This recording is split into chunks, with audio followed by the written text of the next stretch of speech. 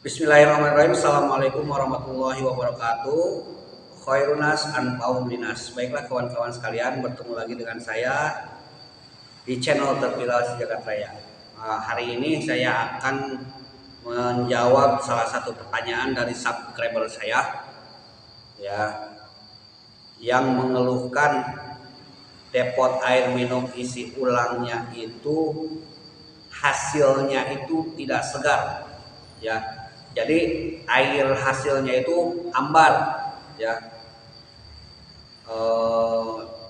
Kalau ambar itu tidak ada rasa, pokoknya gimana, nggak enak aja, nggak seger diminum. Nah, mudah-mudahan video ini bermanfaat bagi beliau, ya. Kebetulan beliau adalah orang Ciamis, ya. Di sini saya akan berbagi pengalaman karena memang ini sering terjadi pada depot air minum isi ulang di beberapa daerah, ya. Oke, saya langsung saja untuk penyebabnya, ya. Biasanya penyebab air hambar itu yang pertama itu tidak menjaga bahan baku. Kita lihat bahan bakunya dulu, Kak.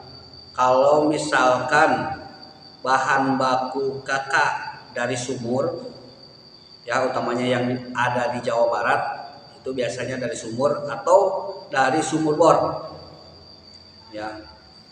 Maka solusinya, ya, itu sumur yang dijadikan bahan baku kakak itu harus dirawat. Dirawatnya seperti apa? Harus pakai hong. Pakai hong itu semacam asbes bulat besar, itu seukuran dengan sumur.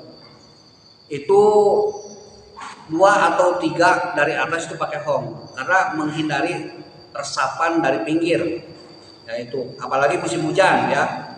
Apalagi musim hujan, ya, biasanya airnya keruh, kalau enggak berwarna putih.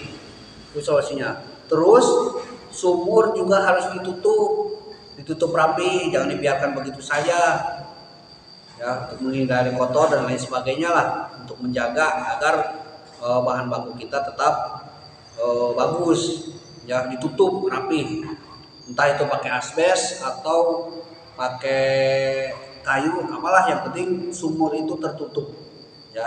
Karena biasanya air hambar itu dihasilkan dari air yang tidak terjaga, ya. Kalau misalkan bahan bakunya sumur bor atau sumur, ya dijaga dulu sumurnya agar tetap rapi dan tidak tercemar dengan kotoran-kotoran atau resapan-resapan dari pinggir, ya. Jadi airnya itu langsung dari bawah, ya, nggak dari resapan dari pinggir. Apalagi kalau misalkan daerahnya itu daerah persawahan, nah itu harus dijaga betul itu. Nah, itu biasanya kendalanya, ya. Solusinya ya tadi, dirawat, dirapih, ya, dijaga. Nah, penyebab kedua, air hambar itu biasanya tidak tersaring secara maksimal, ya. Karena kepadatan air itu kan, kalau kita cek lewat TDS, apalagi misalkan dicek TDS itu kepadatan airnya itu lebih dari 300, nah maka solusinya saringannya harus maksimal, seperti itu. Nah, biasanya terletak pada tabung FRP. Tabung FRP itu tabung yang tingginya 1,5 meter, berukuran diameter 10 in. Itu media yang di dalamnya itu tidak penuh, Kak. Saya sering menemukan kejadian-kejadian seperti ini, ya. Misalkan pernah saya kejadian seperti ini di Sukabumi juga pernah, terus juga di Tasikmalaya pernah, terus juga di Sumedang juga pernah, ya. Ternyata setelah saya cek, tabung atau media yang di dalam tabung FRP-nya itu hanya setengah, ya. Jadi penyaringan dari bahan baku, ya, itu tidak maksimal. Apalagi bahan bakunya itu kepadatannya itu lebih dari 300 ya di TDS-nya, maka hasilnya juga tidak akan maksimal. Maka kalau misalkan dicek tabung FRP-nya itu hanya medianya hanya setengah dari tabung, maka solusinya kakak harus membeli media ya ke tempat alat-alat depot air minum isi ulang itu ada ya beli aja sekitar 30 kilo. Itu di 30 kilo itu sekitar berapa lah, saya sekarang harganya tuh kurang tahu. Beli pasir silika dengan pasir aktif ya 15 kilo ya 30 kilo, masukkan ke dalam tabung yang tadi setengah. Atau kalau misalkan tabungnya 2 kan berarti harus beli sekitar 60 kilo ya. Atau misalkan pasir aktif 15 kilo, pasir silika 15 kilo, sisanya karbon aktif 15 kilo, itu bisa. Jadi untuk menghemat ya. Karena ini sangat fatal sekali, tabung FRP ini perannya sangat besar Kak. Karena dia awal dari penyaringan dari bahan baku ya. Jadi bahan baku itu awal penyaringannya itu di situ. Ya apalagi kalau misalkan dari sumurnya itu tidak dikasih dari sumurnya itu sebelum masuk ke penampungan itu tidak disaring atau diblong gitu ya. Maka saran saya dari bahan baku atau dari sumur itu disaring dulu pakai tabung MRP 1 ya. Kalau enggak pakai hosing 3. Jadi ketika masuk ke dalam penampungan bahan baku itu tidak terlalu kotor. Nah itu ya, tadi tabung FRP-nya itu hanya setengah. Jadi penyaringan awal ya atau penyaringan jalur pertama itu tidak maksimal, sehingga hasilnya juga tidak maksimal.